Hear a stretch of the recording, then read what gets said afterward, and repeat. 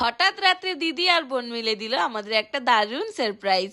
Everyone, আমি সঙ্গীতা আর আমি Sanchita. Welcome to our channel the Bong twin. আজ যেহেতু সানডে ছিল তাই ভেবেছিলাম শিবি আর আমরা গিয়ে কোথাও একটু ঘুরে আসবো। আর সামনেই যেহেতু শিবির এক্সাম আছে তাই ও বললো ও যাবে না, তাই আমরাও আর গেলাম না। মানে আজকে সারাদিনটাই আমরা বাড়িতে থাকবো। সকালে ঘুম থেকে উঠেছিলাম ওই 10টা নাগাদ, তারপরে দুই বোন মিলে গল্প করতে করতে দুপুরে রান্নাটা সেরে নিলাম। আর আমরা যে রেগুলার ফেস প্যাকটা ইউজ করি ওটাই বানিয়েছিলাম। স্নান করতে যাওয়ার আগে 20 মিনিট মুখে মেখে ওয়েট করতে হবে, দেন ভালো করে ফেস ওয়াশ দিয়ে ধুয়ে ফেলতে হবে। স্নান সেরে খাওয়া দাওয়া করে দুই বোন মিলে বসেছিলাম অ্যাসাইনমেন্ট লিখতে, কারণ কালকেই আমাদের এটা জমা নেবে আর আমাদের এখনো অনেকটা লেখা বাকি আছে। দেখো, প্রত্যেক দিনই আমরা আমাদের বাড়ির সবাইকে একটু মিস করি, তবে আজ যেহেতু সানডে ছিল আর সারাদিনটা আমরা একলাই বাড়িতে কাটিয়েছি তাই মনটা একটু বেশি খারাপ হয়ে গেছিল। যাই হোক, সন্ধ্যাবেলা সঞ্চিতা ম্যাগি বানিয়ে দিয়েছিল, ওটা খেয়ে জেপ্টো থেকে কয়েকটা জিনিস অর্ডার দেওয়া ছিল ওইগুলোই অর্ডার দিয়েছিলাম। আর এরই মাঝে আমি একটা ভুল করে বসি, লবণ অর্ডার দিতে গিয়ে ভুলে বিট লবণ অর্ডার দিয়ে দিয়েছি, যার জন্য সঞ্চিতার কাছে একটু ঝাড়ও শুনতে হয়েছে। রাত্রে খাওয়া দাওয়া সেরে দুই বোন মিলে বসে লিখছিলাম আর হঠাৎ রাত্রে 11টার দিকে দেখি আমাদের একটা অর্ডার এসছে। প্রথমে আমি আর সঙ্গীতা একটু অবাক হয়ে গেছিলাম, কারণ আমরা এত রাত্রে কোনো কিছুই অর্ডার করিনি। তারপর দিদি আর দুষ্টু ফোন করে বলে ওরা নাকি আমাদের জন্য কিছু একটা পাঠিয়েছে। আসলে ওরা দুই বোন বাড়িতে বসে আইসক্রিম খাচ্ছিল, তাই আমাদের কথা মনে পড়ায় দিদি আমাদের জন্য ওয়াফেল অর্ডার করে পাঠিয়ে দেয় আমাদের না জানিয়ে। আর এত রাতে আমাদের অর্ডার শুনে আমরা তো একটু অবাকই হয়ে গেছিলাম, তাই প্রথমে আমরা নাই বলে দিয়েছিলাম। দেন দিদি আমাদের কল করে বলে যে ওটা ও পাঠিয়েছে। আমরা নিচে গিয়ে আবার অর্ডারটা রিসিভ করি। আর এত রাত্রে তো আমরা এই সারপ্রাইজটা পেয়ে ভীষণ খুশি হয়ে গেছিলাম। তো চলো আজকের মতো এতটাই, দেখা হচ্ছে আবার পরের ভিডিওতে। টাটা।